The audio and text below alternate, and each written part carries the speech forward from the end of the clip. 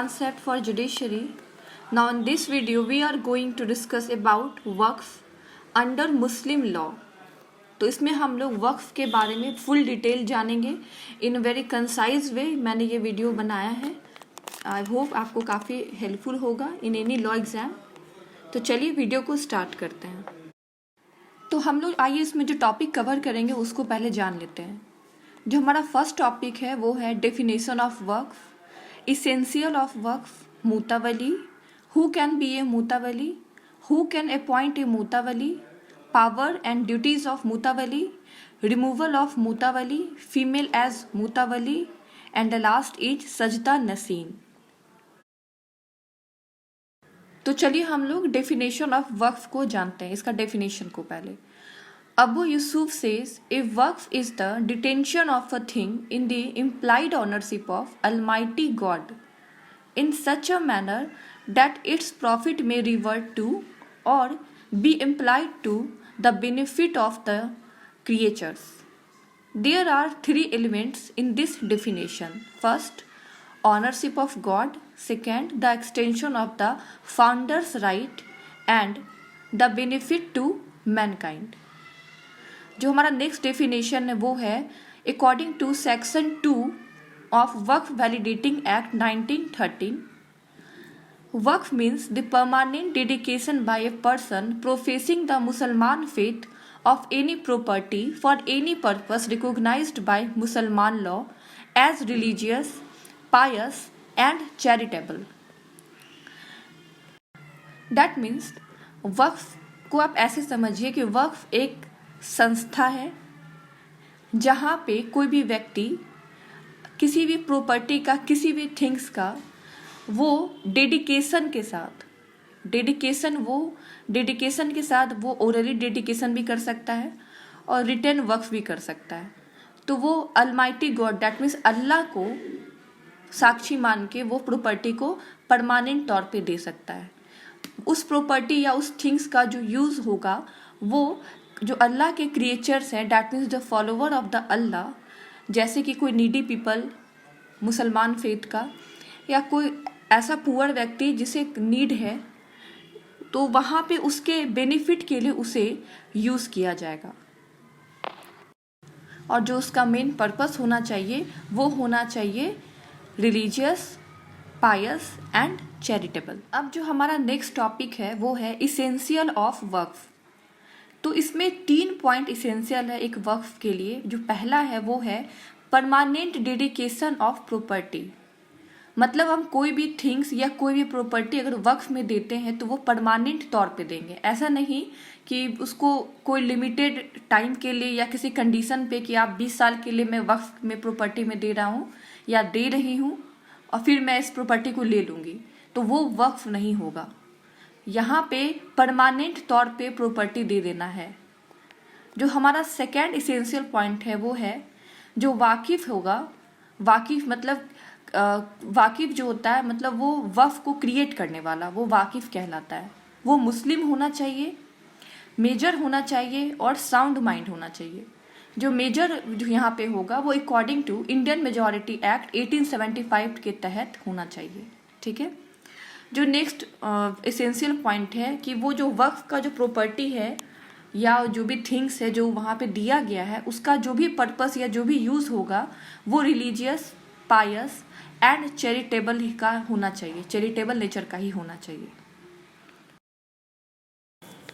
तो अब जो हमारा नेक्स्ट टॉपिक है वो है मुतावली या मुतावल्ली. इसे मुतावल्ली भी कहते हैं. एक तरह से जो वक्फ बोर्ड होता है, जो वक्फ प्रॉपर्टी होता है, उसमें ये सब एक तरह से पोस्ट है, जैसे कि वाकिफ, मुतावली, सजदा नसीन. तो ये एक तरह का पद दिया गया है. तो पहले हम लोग मुतावली को यहाँ पे समझते हैं कि कौन है वो. He is administration head, manager और सुप्रिटेंडेंट ऑफ द वक्फ. ये जो है एडमिनिस्ट्रेशन हेड होता है, मैनेजर होता है और सुप्रिटेंडेंट ऑफ द वक्फ होता है. ये he has no right in property as owner. जो मुतावली होता है उसका प्रॉपर्टी पे कोई अधिकार नहीं होता है एक ऑनर की तरह, वो सिर्फ मैनेजमेंट करता होता है। जैसे कि किसी प्राइवेट कंपनी में एक मैनेजर होता है जो उसकी देखरेख करता है, मैनेज करता है, तो यहाँ पे जस्ट एज लाइक दिस जो मुतावली होता है वो वक्फ प्रॉपर्टी का मैनेजर होता है, ना कि ऑनर होता है। और वैसे भी जो वक्फ का ऑनर होता है वो अल्लाह होता है, अलमाइटी गॉड होता है, उनको ही ऑनर माना गया है। जैसा नेक्स्ट लिखा भी है, ऑनरशिप वेस्टेड इन गॉड। अब जो नेक्स्ट है, without the permission of court a mutawalli can not mortgage, sale, exchange of waqf property. मतलब मुतावली उसके पास ये तो राइट है कि वो मॉर्गेज, सेल या एक्सचेंज कर सकता है, but with the permission of court. अगर कोर्ट का परमिशन उसको नहीं है तो वो मॉर्गेज, एक्सचेंज और सेल नहीं कर सकता है वक्फ प्रॉपर्टी को। और जो ये मुतावली है, on his death bed he can appoint a next mutawalli otherwise decided by court. अब जो वहाँ मुतावली है, मान लीजिए वो अपने डेथ बेड पे है, तो वो किसी नेक्स्ट मुतावली को खुद से अपॉइंट कर सकता है कि ये अगला मुतावली बनेगा मेरे बाद। बट अगर वो ऐसा कुछ नहीं करता है तो ये चीज़ को कोर्ट डिसाइड करेगी। अब जो नेक्स्ट टॉपिक है वो है हु कैन बी अ मुतावली। तो मुतावली कौन हो सकते हैं वो जानते हैं पहले, उसके लिए क्या क्या जरूरी है। फर्स्ट है एनी मुस्लिम मेल और फीमेल, कोई भी मुस्लिम महिला या पुरुष मुतावली बन सकता है। एक और अकॉर्डिंग टू मेजॉरिटी एक्ट 1875 वो मेजर होना चाहिए, ठीक है। नेक्स्ट है साउंड माइंड होना चाहिए। और जो लास्ट है वो है कैपेबल ऑफ परफॉर्मिंग ड्यूटीज़, वो इतना सक्षम होना चाहिए कि वह ड्यूटी को परफॉर्म कर सके। तो एक मुतावली के लिए ये 4 चीज़ें होना जरूरी है। अब जो हमारा नेक्स्ट टॉपिक है वो है हु कैन अपॉइंट ए मुतावली। मुतावली को अपॉइंट कौन कर सकता है। तो जो फर्स्ट है वो है बाय फाउंडर ऑफ वक्फ, मतलब जो फाउंडर ऑफ वक्फ हैं वो मुतावली को अपॉइंट कर सकते हैं। नेक्स्ट है बाय एग्जीक्यूटर ऑफ फाउंडर। जो नेक्स्ट है by mutawalli on his death bed. Next है बाय कोर्ट। और नेक्स्ट है in some cases it is appointed by congregation. I hope ये सही प्रोनाउंसिएशन होगा, that is a group of people assemble for worship. तो इन 5 तरीके से मुतावली को अपॉइंट किया जा सकता है।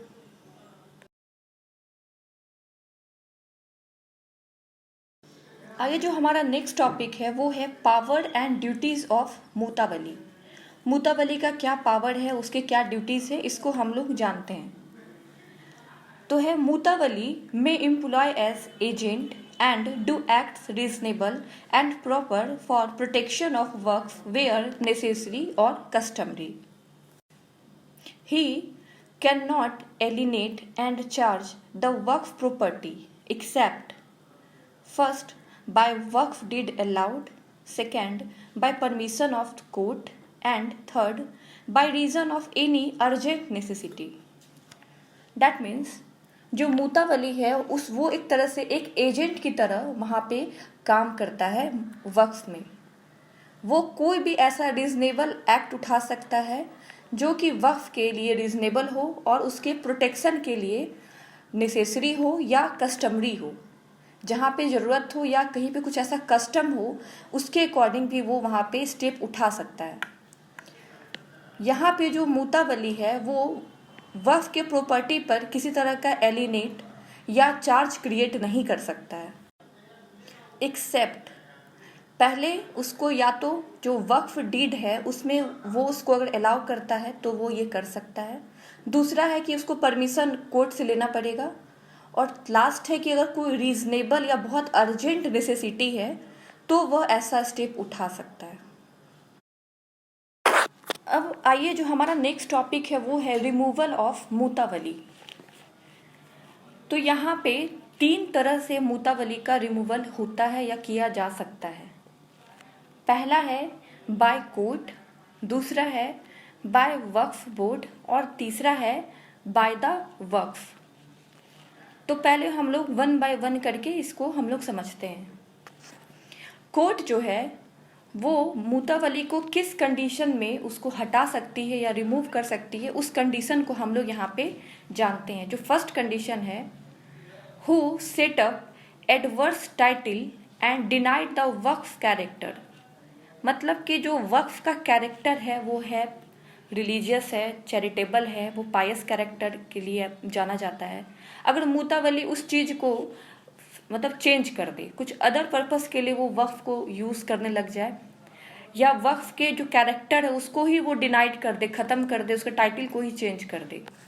मतलब ऐसे समझिए कि जिस मोटो के लिए, जिस पर्पस के लिए वक्फ का यूज़ होता है, मुतावली उस काम को ना करके कुछ अदर काम करने लगे, तो ऐसे में कोर्ट जो है उसको रिमूव कर सकती है मुतावली को। अब दूसरा पॉइंट है, if neglect to repair premises and allowed them to fall having sufficient fund. That means mutawalli के पास अगर सफिशिएंट फंड रहते हुए भी वो जो वक्फ का जो प्रीमाइसिस है उसको रिपेयर करने में नेग्लेक्ट कर देता है, उसको गिरने के लिए छोड़ देता है, तो ऐसे कंडीशन में भी कोर्ट उस पर एक्शन ले सकती है, उसको रिमूव कर सकती है। और जो नेक्स्ट पॉइंट है वो है, नोइंगली और इंटेंशनली काउज डैमेज और लॉस एंड मिसडील इट और ब्रीच ऑफ ट्रस्ट। मतलब मुतावली जो है वो जानते हुए समझते हुए इंटेंशनली कोई तरह का डैमेज को काउज करता है, या कोई तरह का लॉस करवाता है, या किसी चीज़ का मिसडील करता है वक्फ के साथ। एक सिंपल वर्ड में कहिए कि वो ब्रीच ऑफ ट्रस्ट करता है, तो ऐसे केस में कोर्ट उसको रिमूव कर सकती है। इस पे केस भी हुआ है, उस केस का नाम है Bibi Saddiqa Fatima versus Mahmood Hasan Supreme Court. तो ये काफ़ी इंपॉर्टेंट केस है, इसको ध्यान में रखिएगा। अब जो हमारा नेक्स्ट टॉपिक है, मतलब जो नेक्स्ट पॉइंट है वो है बाय वक्फ बोर्ड। तो जो वक्फ बोर्ड है वो भी मुतावली को रिमूव कर सकती है। इसके लिए under section 64 of Waqf act 1995 में प्रोविज़न दिया हुआ है, उसके अकॉर्डिंग ही यहाँ पे वो रिमूव करेगा। तो वो प्रोविज़न है, उसको आप रीड कर लीजिएगा। अब जो नेक्स्ट है बाय द वक्फ। जो वक्फ है ऐसे तो वो मुतावली को वो रिमूव नहीं कर सकती है, लेकिन अगर वक्फ डीड में ये मेंशन किया हुआ है कि वक्फ जब चाहे मुतावली को किसी रीज़न से, रीजनेबल रीज़न से वो उसको रिमूव कर सकती है, तो वो करेगी। अदरवाइज वक्फ मुतावली को हटा नहीं सकता है। इफ़ मेंशन्ड इन वक्फ डीड टू रिमूवल बाय वक्फ, अदरवाइज नो। तो आई होप आपको ये क्लियर हो गया होगा। कोई तरह का डाउट होगा तो आप मुझसे कमेंट में पूछ लीजिएगा।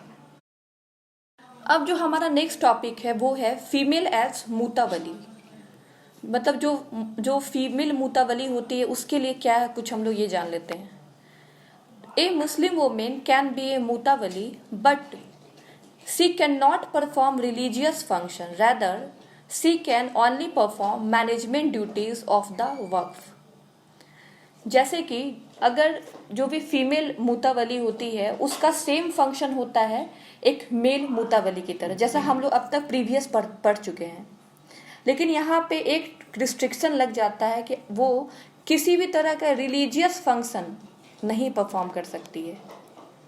जहाँ पे रिलीजियस फंक्शन या रिलीजियस ड्यूटी की बात आ जाती है तो वहाँ पे फीमेल को ये अधिकार नहीं है कि वो फंक्शन को वो पूरा कर सकती है। हाँ, लेकिन मैनेजमेंट कर सकती है, उसके लिए जैसा मेल मुतावली का काम है वैसे ही यहाँ पे देख रेख वो कर सकती है, मैनेजमेंट कर सकती है, बट रिलीजियस फंक्शन को परफॉर्म नहीं कर सकती है। अब हमारा लास्ट टॉपिक है वो है सजदा नसीन। सजदा नसीन जो है ये एक पद है, ये एक पोस्ट है, वक्फ के अंडर होता है ये। इसके बारे में आइए हम लोग पहले जानते हैं। A religious head and perform religious duty. A teacher who tells about the rules of life for Muslim. He can make religious expense or even take date for religious purpose. मतलब जो सजदा नसीन होता है वो एक तरह से रिलीजियस हेड होता है जो रिलीजियस ड्यूटी को करता है पूरा। ये एक टीचर भी होता है, एक गुरु होता है जो कि मुसलमान को बताता है about the rule of life. इसके पास ये पावर होता है कि ये एक्सपेंस को कर सके, अगर ज़रूरत पड़े तो रिलीजियस पर्पस को पूरा करने के लिए ये कर्ज भी ले सकता है। मुतावली जो होता है वो इसके अंडर होता है। एक तरह से सजदा नसीन का जो डायरेक्शन है उसको मुतावली फॉलो करता है। अगर सजदा नसीन किसी तरह का एक्सपेंस करता है तो उसका जवाबदेही मुतावली पे होता है। तो आप इन शॉर्ट कह सकते हैं कि सजदा नसी जो होता है वो सुपीरियर टू मुतावली होता है और एक तरह से रिलीजियस हेड होता है। तो आई होप मेरा ये वीडियो आपको पसंद आया होगा और आपके एग्ज़ाम के लिए भी काफ़ी हेल्पफुल होगा। तो अगर आपको पसंद आया है तो please do like, share and subscribe my channel. Thank you.